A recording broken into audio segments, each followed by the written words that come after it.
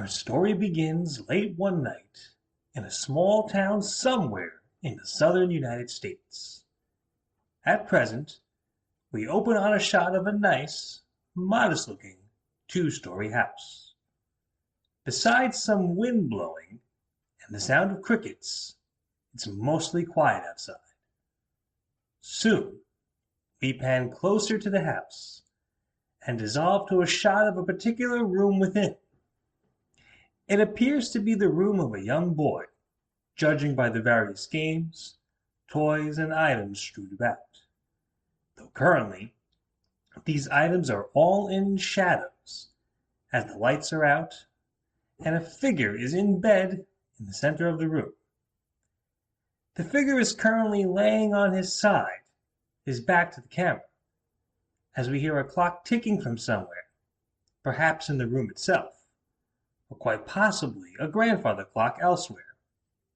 Soon, after several quiet moments, we can hear the chimes of the clock signifying a new hour.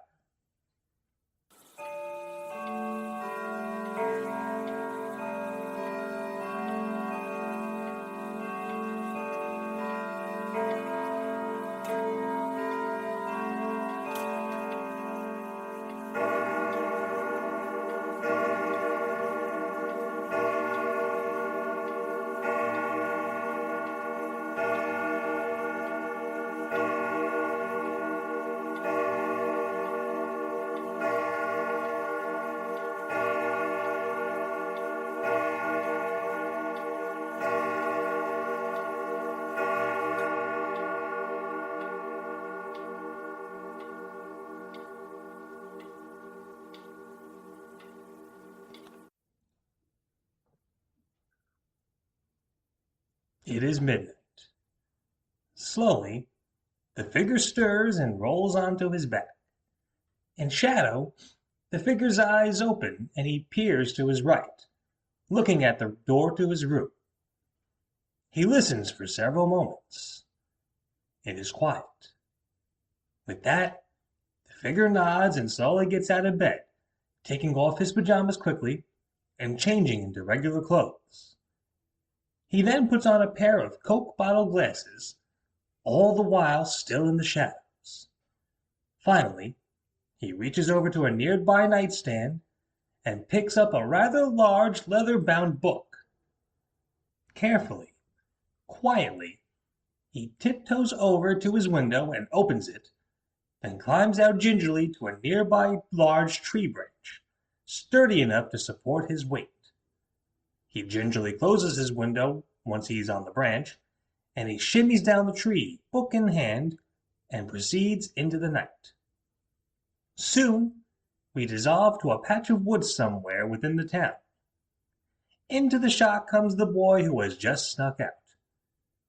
Now that he is in the moonlight, we can see that he is a somewhat timid, nervous-looking boy with glasses. This is Michael, aged around 11. He nervously looks about as he walks through the woods. Soon, we hear the loud hooting of an owl. Michael gasps and frantically looks about.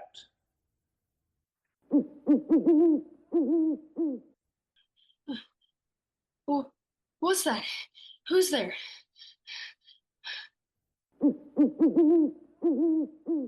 Oh, just an owl. That's no cause for alarm, right?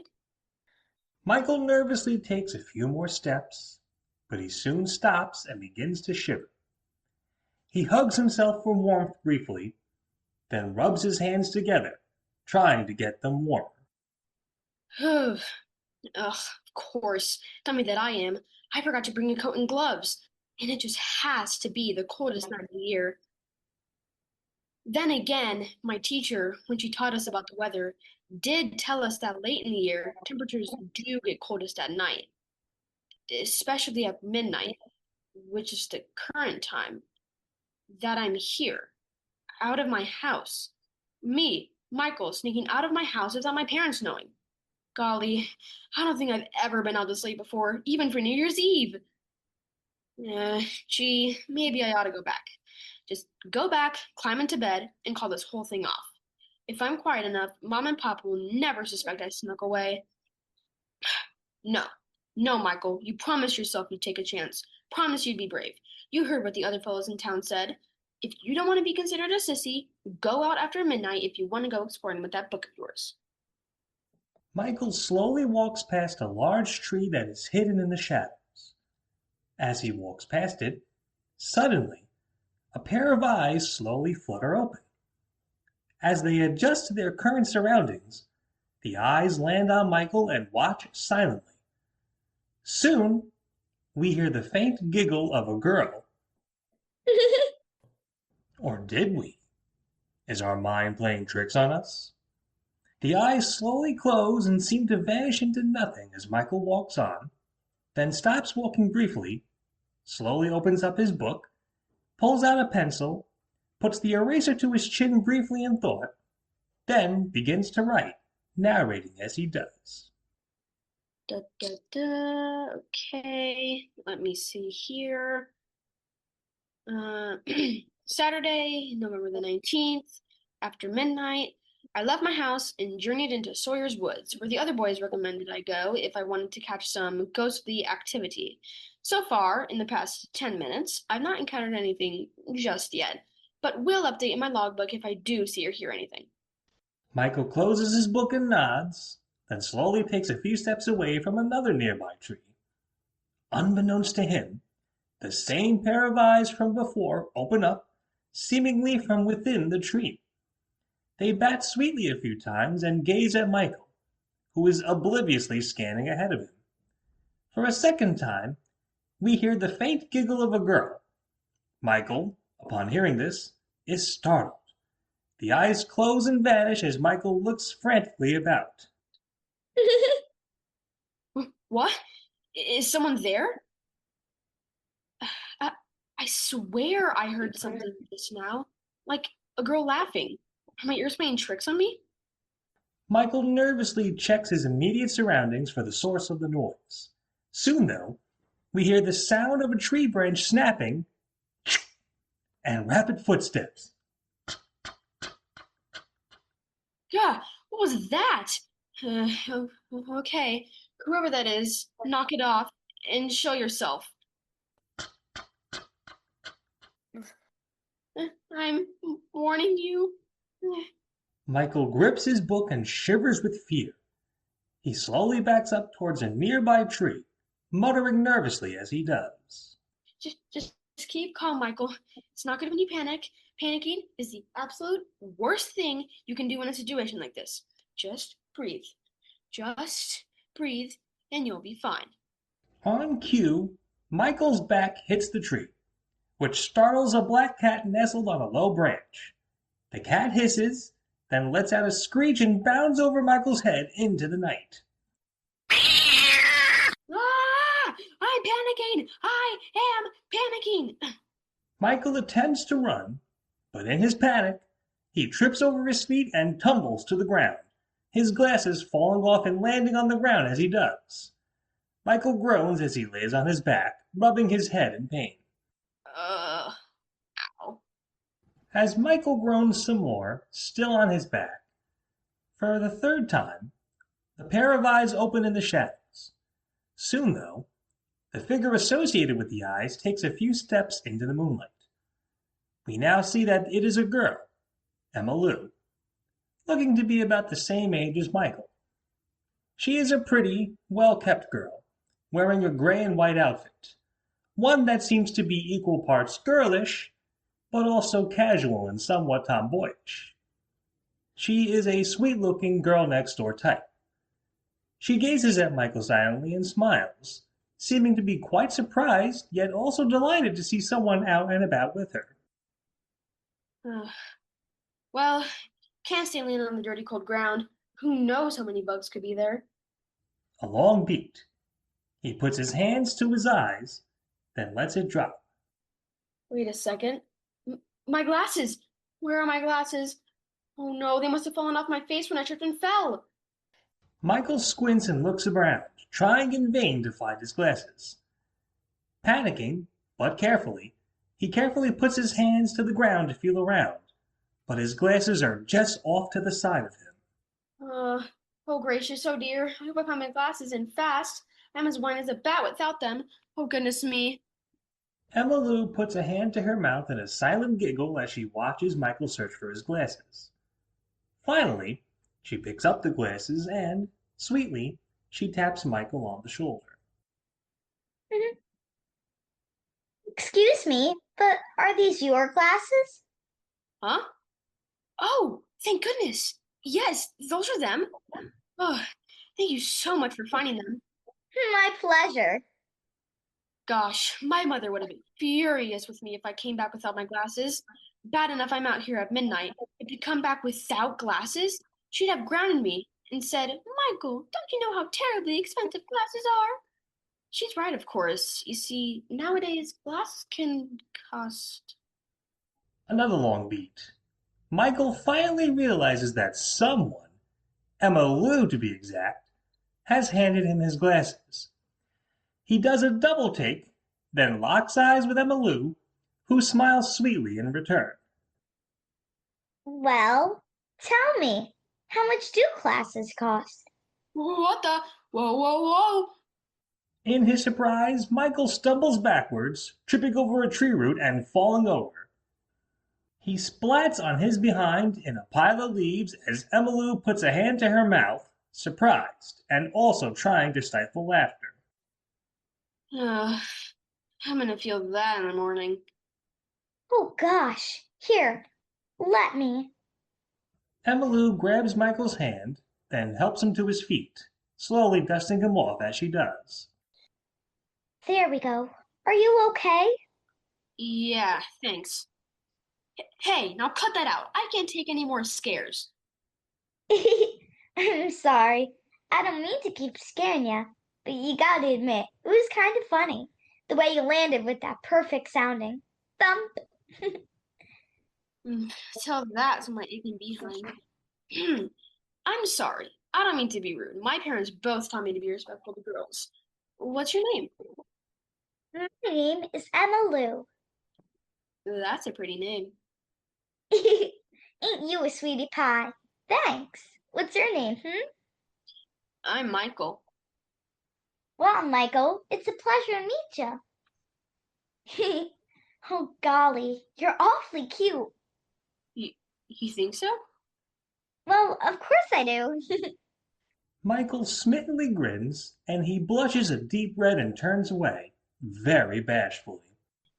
Oh gosh, I don't know about that. Oh shucks, oh golly. You're cute and you're funny too. Thanks. And you're the prettiest girl I've ever seen. Gosh, I guess we're getting off on the right foot already, huh? Ain't that swell? I gosh, I guess it is, huh? So, tell me, Michael, what brings you here out so late, Are you doing some kind of undercover mission? Some kind of spy work? Don't worry, your secret will be safe with me. I won't tell a soul. Oh gosh, no, nothing like that. I'm not nearly interesting enough to be a spy. Don't sell yourself short. You're out here after midnight, aren't you? That ought to prove you're hardly boring, don't you think? I I guess that does make me interesting, doesn't it? So, come on, tell me, what's a fellow like you up to out and about here, Ooh, what's that book you got there? It looks neat. Is that a part of what you brought out here? Oh, oh, this? Well, I don't mean to brag, but this here book is my pride and joy. It's my handy dandy ghost logbook. You see, it just so happens that I'm the president of my town's Young Ghost Hunters Club. To be honest, I'm the only member of the club actually. See, most of the other fellas think I'm too weird, too nerdy, too much of a sissy to be taken seriously when it comes to ghosts. And the girls? Well, they're all too scared to be part of a club that hunts ghosts, so Here I am, just me, Michael, hunting for ghosts. I mean, it hasn't been for nothing, of course. I have seen some ghostly activity, and I put it all right here in my logbook. Here, I'll give you an example. Here, right here. Last Thursday, 6:30 p.m., a bunch of napkins on my kitchen table that were stale as to Dickens all day suddenly moved on their own and blew over. Seems like ghost activity to me, wouldn't you say? I mean, my mom and dad tell me it was just the wind blowing in from the back door, which happened to be open. But I'm no dummy. Napkins don't just fall over all willy-nilly, now do they? No, I don't think they do. Wow, Michael. That sounds so fascinating.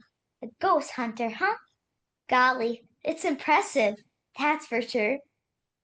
Well, thanks. Boy, that's swell of you to say. Gee, I'm being rude. What about you, Emily? Why are you out here tonight? What's your story? Well, I suppose it's because I really like nights like this. Calm, crisp, beautiful nights. Where the moon is full and the crickets are chirping up a storm. It's awfully wonderful to just be out and about, watching the stars in the sky and seeing all the tranquil nature and scenery. I don't want to babble on too much about it, but I guess you could say I just really like nature. In fact, one of these days, I ought to do what you do and use a book to jot down all the wonderful things I find when I go outside, especially at night. Um, Michael, you okay? You got awfully quiet. Golly, you have really nice eyes. I could gaze at them for days.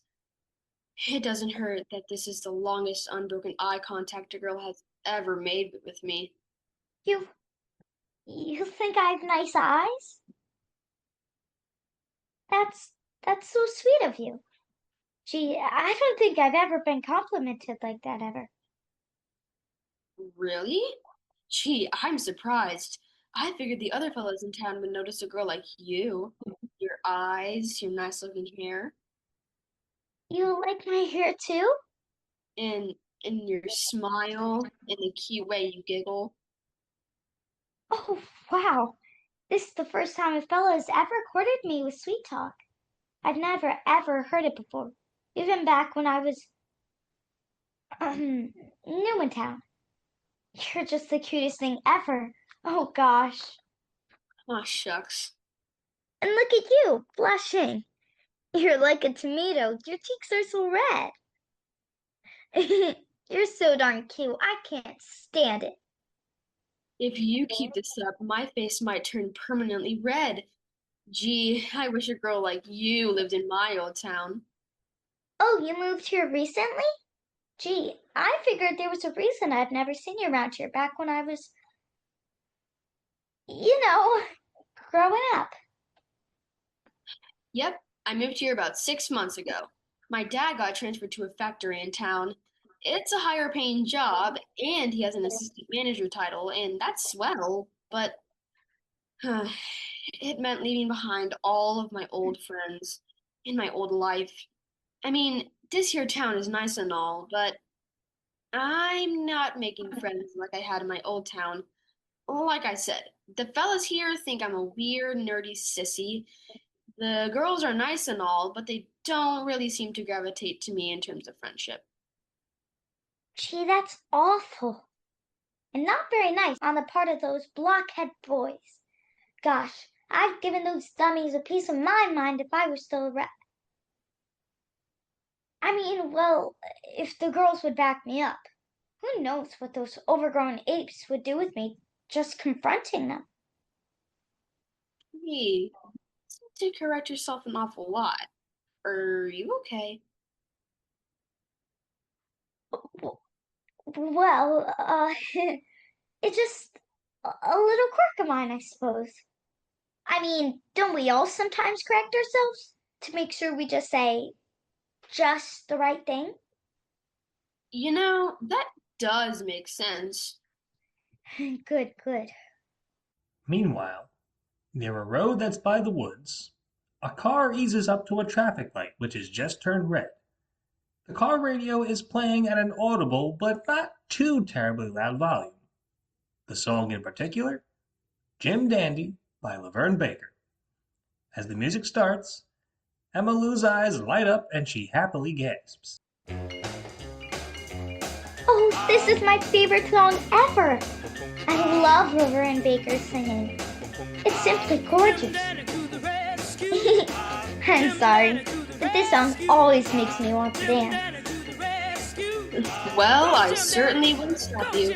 This is a fun song, you're right. Come on, Katie Pie, dance with me. Huh? Me? Of course, silly. Oh, no, not me. No, thank you. Besides, I'm not a good dancer. I'd probably step on your toes a dozen times. Aw, you're exaggerating. I'm sure you're a great dancer. Oh gosh, I don't know. Please, Michael, would you? For me? There you go. You're doing great. See? You are a good dancer. Gosh, look at me. I'm dancing. Now, come on over here with those dancing feet. Dance with me. Don't be shy now. I will. This is wonderful. You're a natural. So are you. The car slowly drives off, and thus the music fades out into the night. Michael and Emma Lou stop dancing. Emma Lou is up close to Michael, and she grins sweetly. Michael, smitten, caught up in the moment, closes his eyes and eagerly puckers his lips out, presumably for a kiss. It's a somewhat comical overpucker. Emma Lou does a slight double take. She isn't so much repulsed or angry as just very surprised at Michael's actions. Well. What? Embarrassed, mortified, Michael slowly opens his eyes and unpuckers his lips, then sheepishly backs off a step. Oh, I'm sorry about that. I think I've watched way too many mushy romantic movies and was kind of just going by movie logic in the moment. Uh, I suppose you think I'm weird now, eh? It's no big deal. Besides, I thought it was awfully sweet of you. I don't think I've ever had a fellow want to kiss me before. It sure feels nice to feel wanted. Well, to me, it's nice to meet a girl as pretty and sweet and friendly as you. Really? Really. I was very hesitant about sneaking out of my house tonight. Thought it was a bad idea. Right now, right now, I'm realizing it wasn't such a bad idea after all. Really? Really, really. Say, Emmalou, Mm-hmm. I I know this is gonna sound crazy, sound very forward since we only just met and all, but would you mind terribly if you could? Maybe jot down your phone number? Maybe it's the full moon. Maybe I'm just an 11-year-old hopeless romantic at heart, but I'd love to call on you sometime. What do you say, huh? Oh, golly. I'd normally say yes to something like this in a second. But I can't. You can't? I'm afraid not. I'm awfully sorry, Michael. I I don't understand. Uh, gee, you do think I'm weird after all, don't you?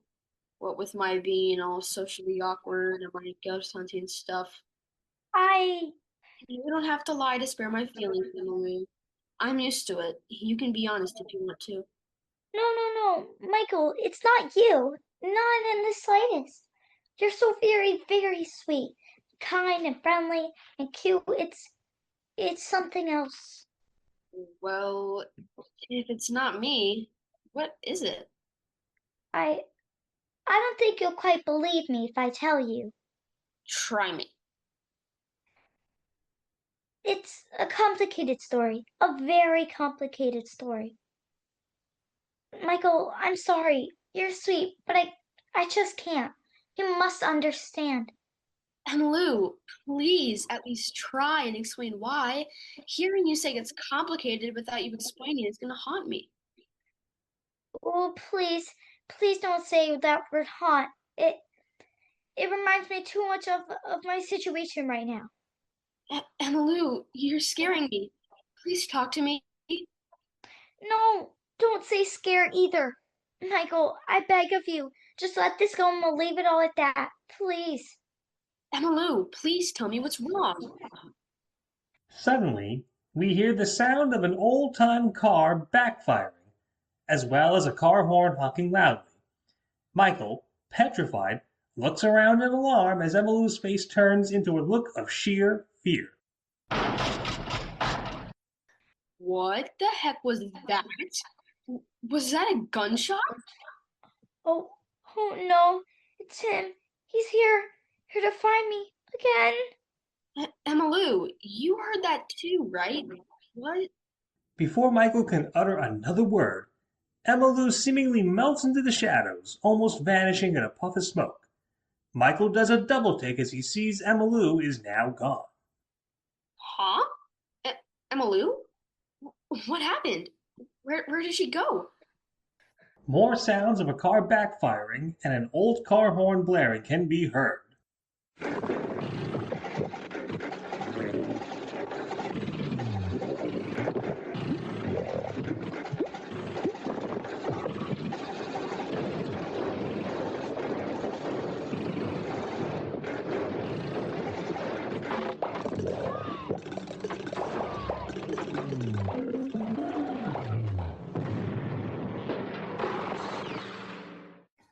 Soon the source of the noise roars into view.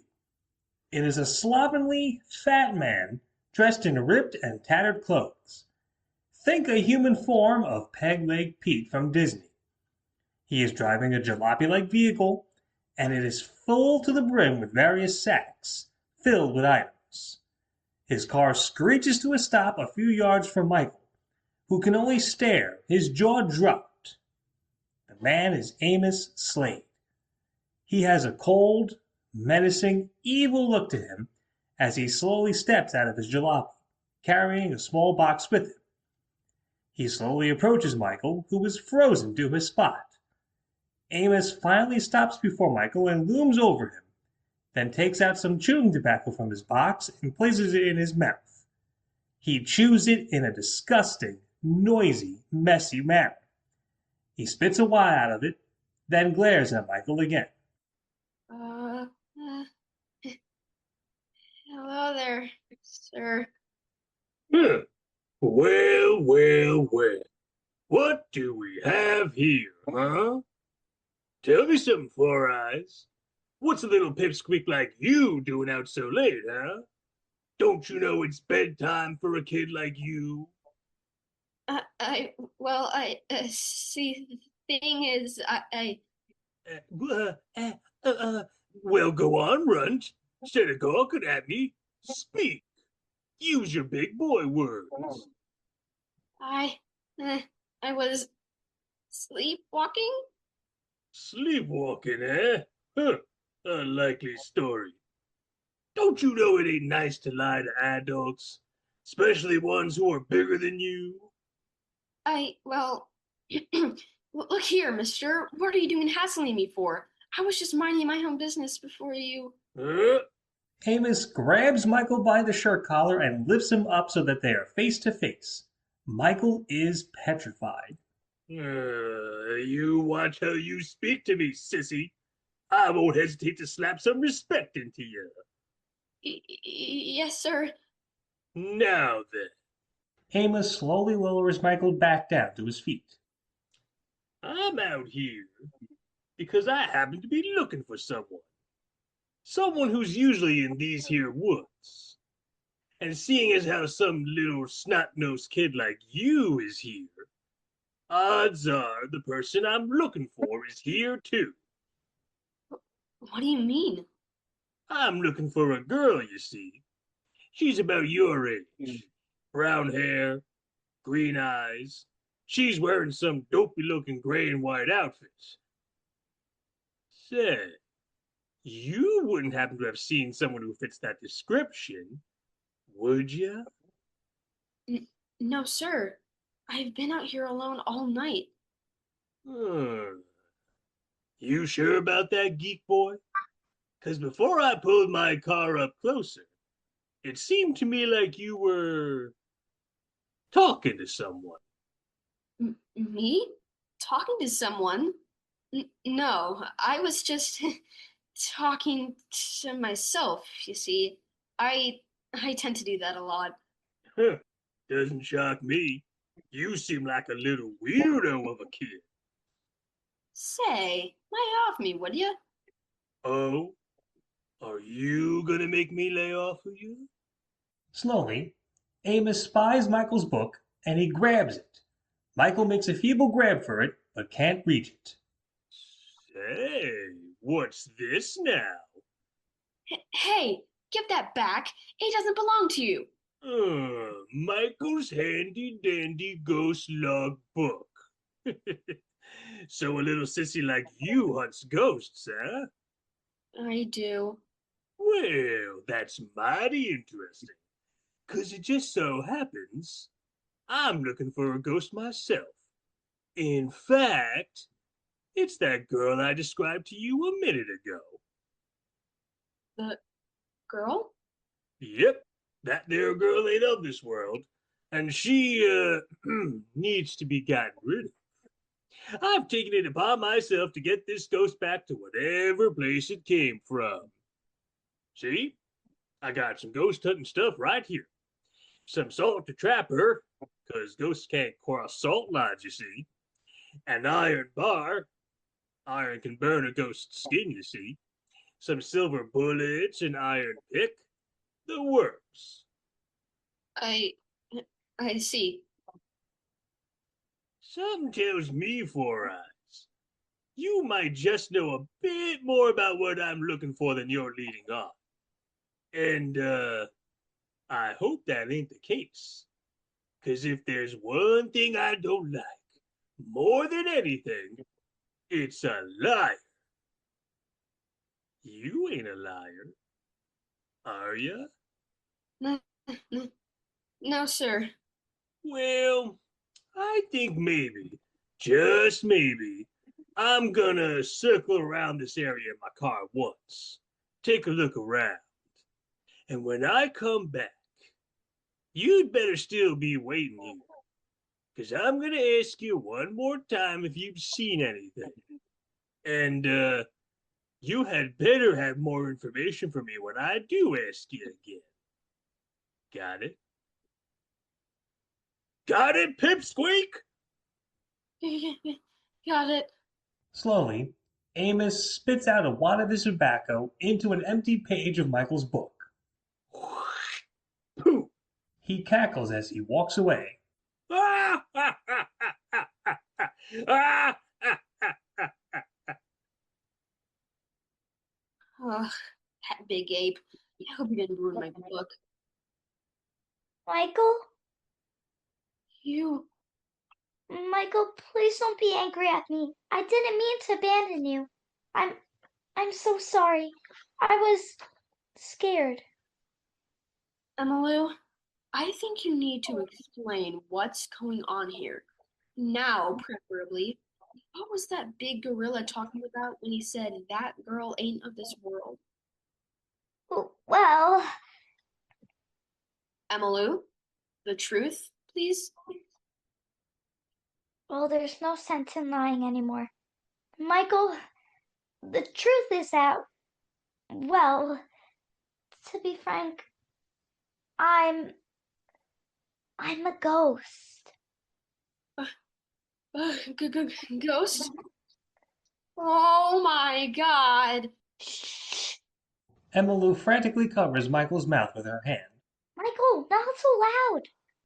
Especially if he's still slinking around in that car of his. Mm. I, I can't believe it. A ghost here in front of me. It's true. I'm sorry I lied to you, Michael. I don't understand. Aren't ghosts supposed to, go through people? Yet here we were, dancing. We held hands. You put your hand over my mouth, and I felt it. Well, ghosts have the ability, if they concentrate hard enough, to solidify themselves for periods of time. At least that's what I've taught myself anyway. This explains a lot. How you kept correcting yourself, why you wouldn't give me your number. It makes sense now. I I wish I could have told you sooner, but I was afraid you'd be like most others. That you just scream and run off. Lou, what happened to you? How did, well, this happen? Would you mind telling me? Silence. Then Emmylou sadly sighs and sits on a nearby large rock, patting a spot next to her for Michael to sit with her. It's like this. See, about 2 years ago, before you moved here, like you said before, I used to be, well, alive. I was just an ordinary, fun-loving 11-year-old girl. I liked hiking, swimming, dressing up, writing. I aspired to be an author one day. As a matter of fact, yeah, it seemed like I had all the plan wrapped for myself. That was until one night when I came across him, the man who killed me. See, I was walking home from my friend Beth's house. I saw that man who confronted you earlier, Amos Slade, the nastiest, evilest, most no good, low down brute in this whole town. Well, I saw him. He was carrying around a sack. In that sack, several boxes of jewelry. I'd heard some of the older ladies in town had been robbed of their jewelry, but no one seemed to have a clue who had done it. But now I saw the culprit up close. Unfortunately, he saw me too. He didn't even get scared or nervous or angry. He just gave a great big wolf-like horrible smile and said, "Well, princess, I think you're in the wrong place at the wrong time." I I tried to get away, tried to tell him I wouldn't tattle on him, but he chased me for almost a mile, and then he finally cornered me in these here woods. He put his hand over my mouth to smother me. I tried to scream, but he just clamped up further and further and further until it was over. The next thing I remember was floating up above my lifeless body, and ever since then, I've been roaming around in these woods, waiting for the day where anyone, can get that evil, horrible Amos Slade to confess what he did, so that my spirit can finally rest. Oh, oh my gosh. You wanted the truth. There it is, all out in the open. If you want to run away and head back home, I won't stop you or blame you either. No, no, I won't run. Emmylou, you mean to say that no one believes Amos Slade killed you? Not one. Not even my parents believed it. As far as the police were concerned, as far as anyone was concerned, I was just the victim of a horrible accident. They figured maybe I got lost, disoriented, and froze to death, or I slipped and fell and never woke up. No one suspected Amos Slade. He was free to continue his horrid way of life. My parents were heartbroken and packed up and moved weeks after my funeral. To this day, I don't even think it crosses their mind that I was murdered. I'm so sorry. It's it's not your fault. After all, you only moved here 6 months ago. Oh gosh. Emily, It's all right, Michael. this doesn't look okay. See, you're crying. Oh goodness. It's fine. It's fine. Oh gosh, I'm sorry. I just sometimes get emotional. It's not fair. It's not fair at all. I feel like I had a long life ahead of me, full of laughter and fun, and I I was sure I'd be like my parents, find a fellow that I liked, who liked me back, go steady, get married, be happy.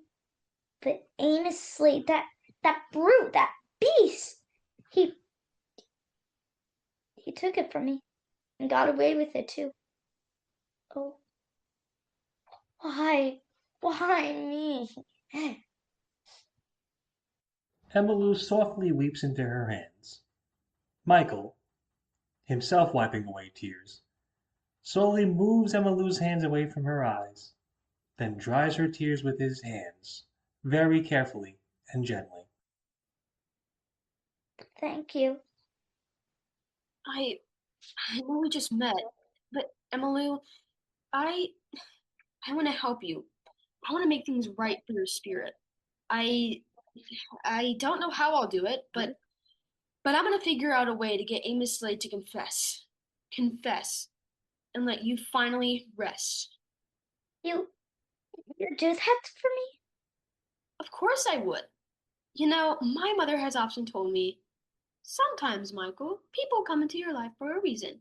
Sometimes, even when you've only known someone for a short while, there's a spark, a purpose that makes that person special.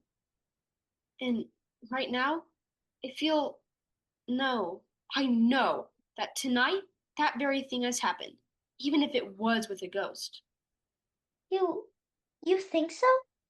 I know so. Oh goodness, Michael. Slowly, as some romantic instrumental music plays, Emmylou and Michael gaze smittenly at one another, and they both smile bashfully at the same time. Emmylou bats her eyes sweetly as Michael grins and blushes.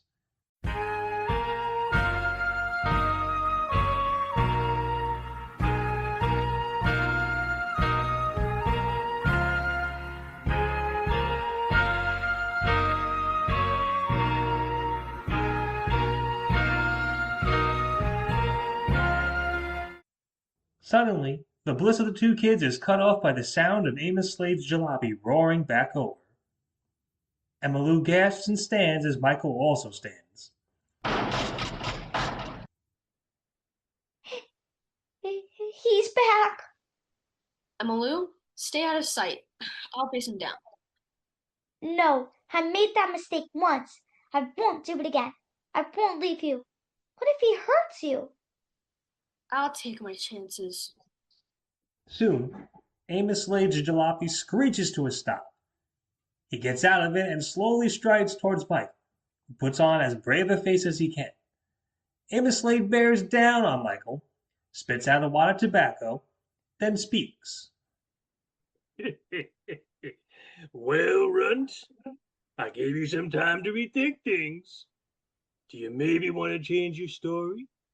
Or are you going to stick to the one you told before? I I I don't have anything to say to you, you big ugly baboon. You know, it ain't nice to call people names, little man. I think maybe someone ought to teach you some manners. Ugh. Amos roughly grabs Michael by the throat and pins him to a nearby tree. Michael's glasses fly off his face again and crack into the tree.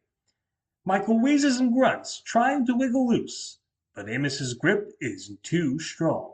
You made a big mistake coming out here. You should have just stayed in bed, Pipsqueak. No! Let him go! Leave him alone! Emmylou rushes out and beats at Amos Slade's back with her fists, to little effect. Emily, no. Get off him, you beast! Amos roughly bangs Michael's head against the tree, then shoves him aside. Michael's legs turn to jelly and he collapses to the ground as Emmylou gasps. Her eyes widen in fear as Amos Slade looms over her.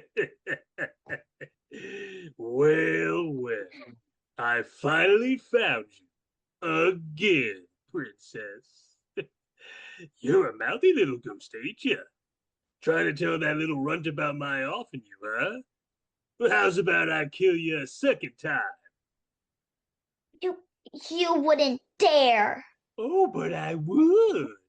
I'm well prepared, as you can see. I won't let you. Get away from me, you ugly monster! Emmylou stomps on Amos Slade's left foot, then his right foot, then manages to slap him across the face. Don't!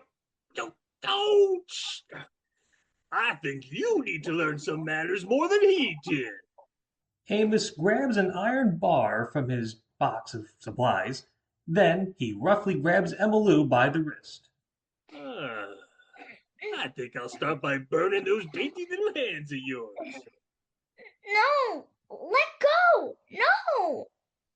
Meanwhile, Michael, dazed, shakily comes to. He spots Amos Slade grabbing Emmylou. Quick as he can, Michael grabs Amos Slade's hand and bites down on it.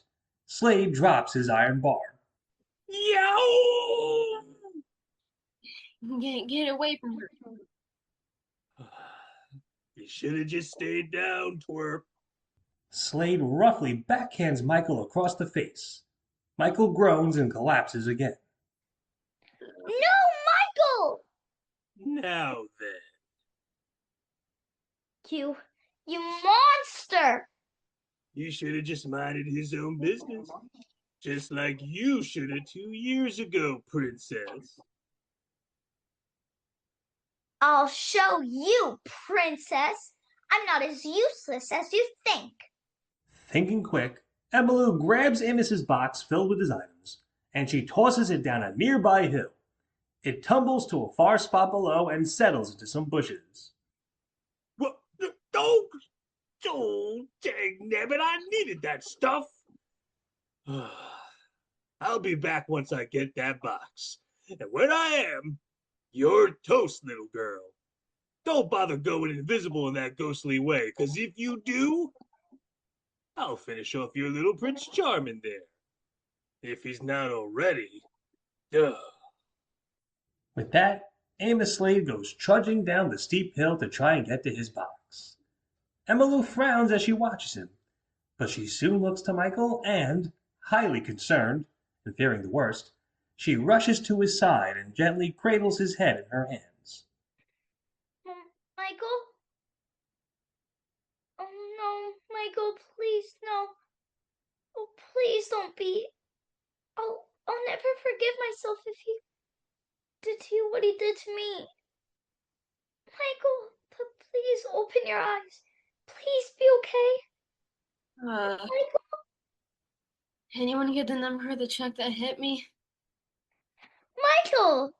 Oh, Michael, thank goodness. Emmylou gingerly sits Michael up and she hugs him, while rubbing noses sweetly with him.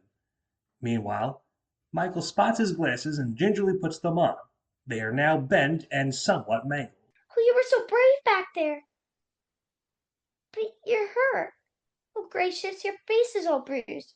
We need to get you some help. But that won't solve the problem we have. Amos Slade is still out here, and I don't think he's going to give up so easily. Well, I threw that supply box of his down that very steep hill. It'll buy us some time.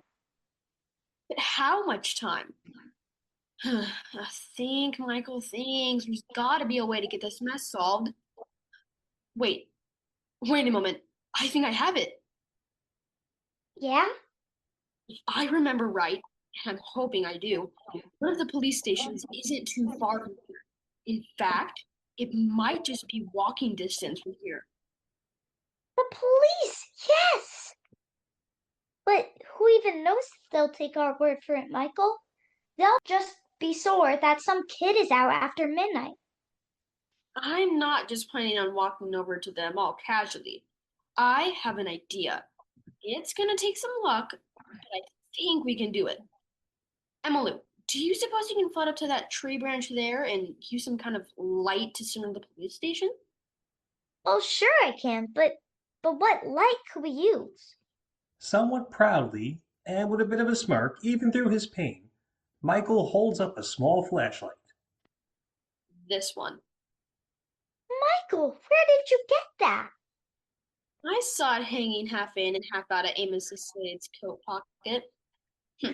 I'm not a total goody two shoes. I can pick a pocket when need be. Cute, funny, and clever. Never mind that. Just go up there and signal. Signal as much as you can. I'll wait for Slade. Just be careful, Michael. For me. For you. With an adoring smile, Emmylou slowly floats up onto the tree branch, flashlight in hand. Michael nods and stands at the ready, staring at the hill Amos Slade climbed down. Emmylou begins to flash Morse code-like signals from the flashlight as, meanwhile, in the nearby police station, two officers are seated at their desks. A phone suddenly rings.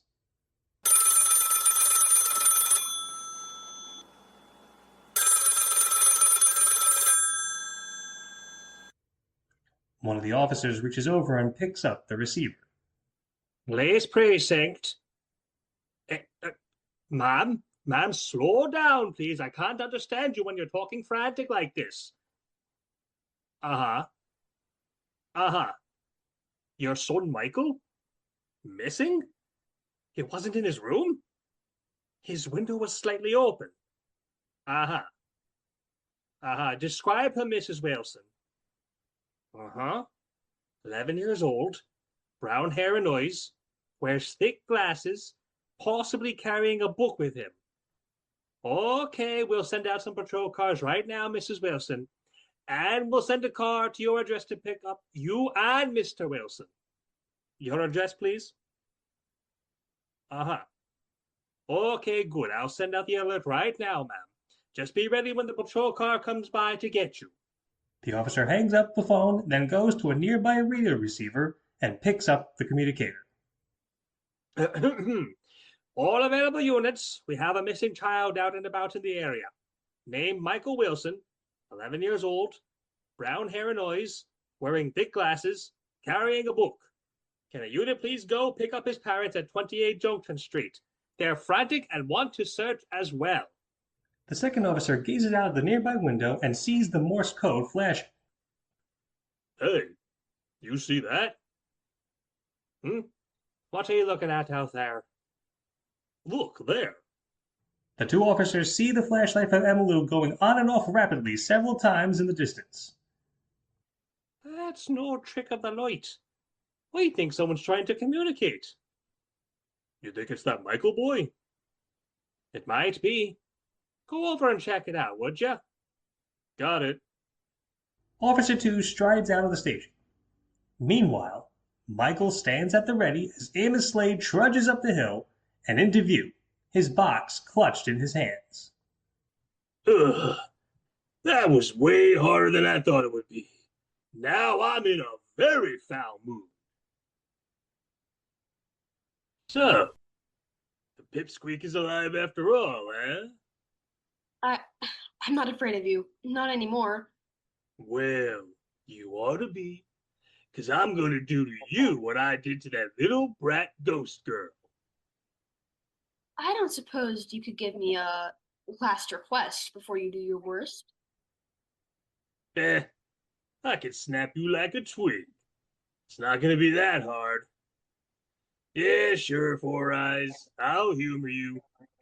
Make it a quick request. Well, tell me, Mr. Slade, sir. How'd you do it, eh? How'd you kill Emmylou? And you do admit that you did it, right? What's going on here? Why are you so curious all of a sudden? It's a crazy story. What can I say? Come on, Mr. Slade. Tell me, how'd you do it? And how'd you get away with it? Well, I suppose I can tell you. You won't be doing much talking about it in 2 minutes anyway. See, what I did, and still do, is go around this dumb old town and rob the decrepit, withered grannies, mostly of their jewelry. Those old biddies are very loaded, you see. Well, there was one day in particular. In a flashback sequence, we see an old-looking but still nice house. At the front door of the house, we can hear commotion from within. It's a lot of crashing and banging and muffled voices. Help!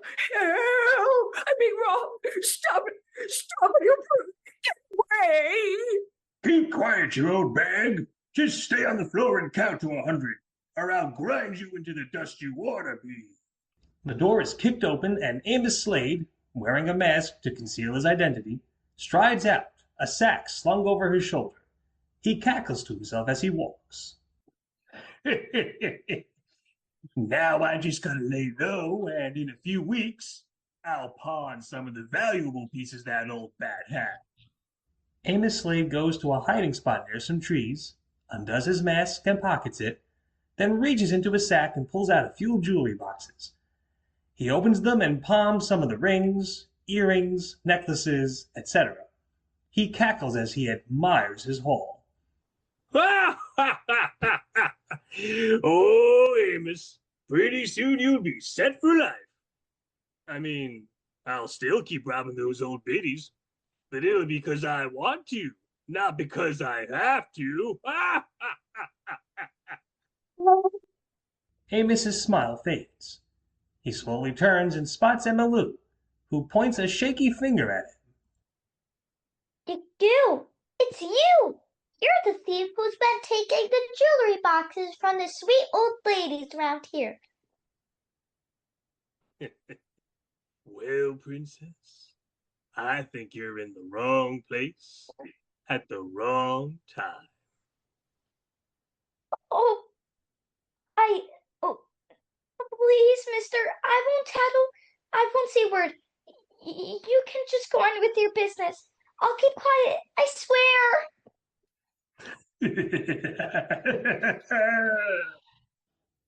Emma Lou nervously, timidly, backs off several steps. Then she begins to run, with Amos giving chase. Meanwhile, we hear him in voiceover. I chased that little brat for quite some time.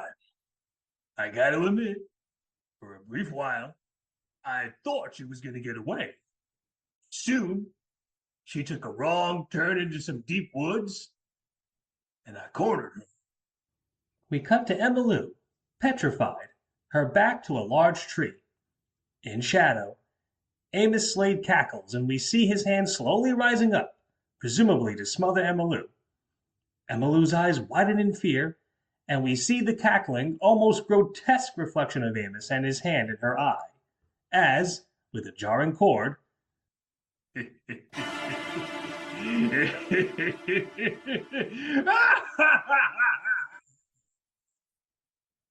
we dissolve back into present time. Yep, I shut that little brat up permanently. I laid her down in some twigs and branches to make it look like an accident. The dopey cops in this town didn't suspect a thing. So I was free to keep robbing. So, you wanted me to tell you? There you go, Four Eyes. I killed that Emma Lou girl. I've robbed and will keep robbing houses. And now, I'll just smother the breath out of you, too. Michael's brave front slowly melts into a frightened, petrified look as Amos bears down on him. Suddenly, though, a voice calls out. It is the second officer from earlier, and he's now on the scene, his pistol slowly brandished at Amos. All right, Slade, hands up. Back away from the kid nice and slow. What? What the? Back up or I'm going to blast you, Slade. Hands up. I don't know how you did it, but you did it, you little runt. You miserable little... Oh, I'll get you too, Copper. Get off of me. Oh. Nothing doing, Slade. So, 2 confessions, huh? You're the one that was robbing them old ladies, huh? And not only that, you're the slimeball who murdered Emmylou Monroe, huh? And here we thought it was just a tragic accident. Well, her parents will be able to rest easier now. The officer spies 2 patrol cars and he flags them down. They ease to a stop, and a few officers step out. Fellas, take this fat lump to the holding cells and book him for robbery and for murder. 2 other officers lead away a glowering Amos Slade as the officer who spoke, meanwhile, kneels down to Michael. Son, are you Michael Wilson? Michael nods, a silent, exhausted nod. Thank goodness. Your parents called and said you were missing. They were in a tizzy, worried sick. Well, don't you worry, kid. They're out with one of the patrol cars. We'll have you reunited with them in a few minutes. Come on, let's get you into a warm car. Michael briefly looks up at the branch where Emmylou was, then looks back to the officer. Officer, wait, my book. I can't leave it behind. It's around here somewhere. Let me just look for it for a minute. Fine. Don't take too long. The officer departs as Michael sighs, relieved. Thank goodness. Emmylou pops out of her hiding spot and, overjoyed, she approaches Michael. Michael! Malou. Michael limps over to Emmylou, who throws her arms around his neck and hugs him. Michael hugs her back and spins her around twice. Emmylou happily laughs as the hug breaks off. Oh, Michael, you did it! You're amazing! So brave, so sweet, so wonderful! I don't know how I can ever thank you enough for what you've done. That means old Amos Slade finally being put behind bars is reward enough, Malou. That and your spirit finally being able to rest now. You know, on second thought, I think there is something I can do to thank you. There is? Uh-huh, and it's something where I'm awfully glad I'll be able to not just go right through you. What do you mean? 'Cause that means I can do this. Emmylou cups Michael's face with her hands, leans in, and kisses him on the lips. Michael's eyes widen in shock and surprise for a few seconds. Then they dizzily cross and close. Emmylou holds this kiss for several moments. Meanwhile, Michael's head, from the very top of it down to his chin, slowly turns a bright red. Finally, with his whole head a bright red, Emmylou breaks off the kiss with a flourish.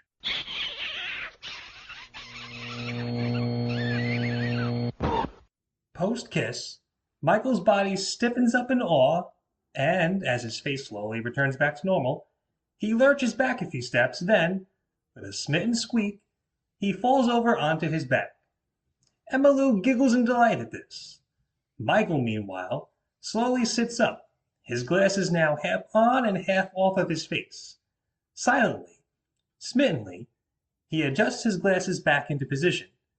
Then, a dizzy, smitten grin spreads across his lips. His mouth opens and a plume of smoke billows out.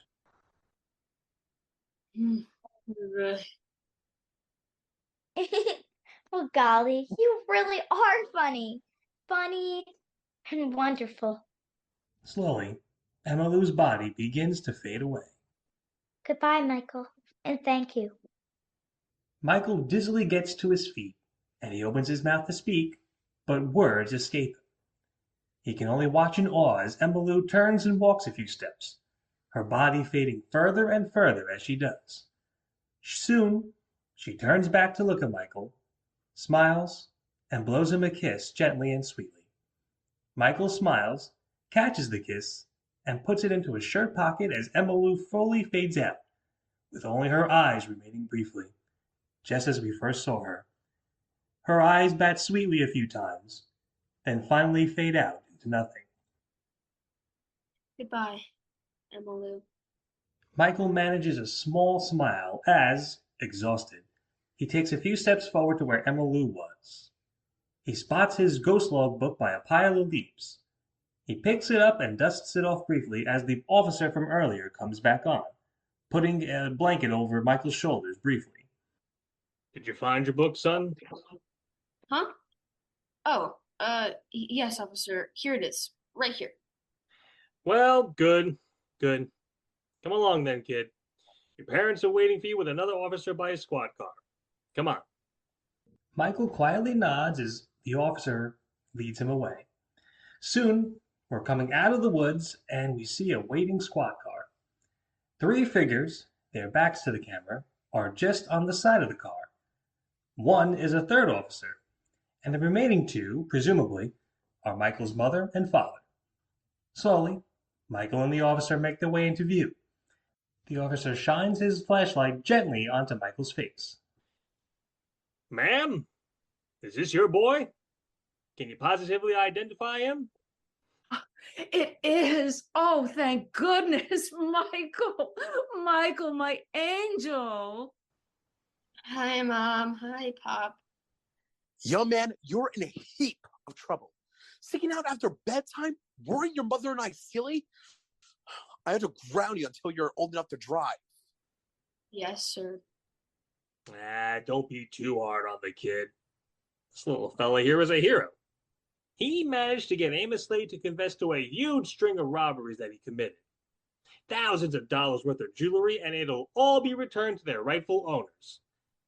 Not to mention, we finally got an answer to the death of poor sweet Emmalou Monroe.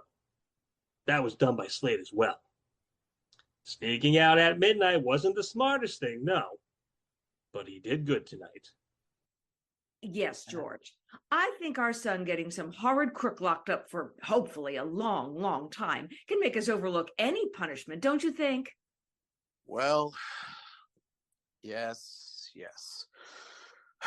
I think our boy being a hero like this can make me rethink giving him a punishment. Whew. Thank goodness. But, Michael, for heaven's sake, your glasses. They're all bent and scraped. They're practically useless. We'll have to get you new ones. Don't you know how terribly expensive glasses are? I do, Mom. I do. I'm sorry. Goodness, your glasses are mangled. You look exhausted and battered. What on earth happened out here tonight, Michael, sweetie? Well, see, what happened was... A beat. A page in Michael's ghost log book flutters in a very animated way. Michael, curious, opens the book up to that page and looks at it. Slowly, we see something is written on it. Something Michael did not write. It is the words, Midnight, Emmalou, along with a large pink heart and a smiley face. Michael gazes at the writing and smiles a smitten, happy smile. He wordlessly closes the book, then looks back to his mother. On second thought, it's way too much to explain. At least right now. Besides, I'm almost certain you won't believe it when I tell it to you. With that, a tired but happy Michael nods to the officer, and the two make their way to Michael's parents as, with some ending music playing, the camera pans up and into the night sky. As this happens, you can hear the sound of a slight but sweet giggle. Could it be Emmalou, just like what we first introduced to her? It's possible. From here, the camera fades to black and our story comes to an end.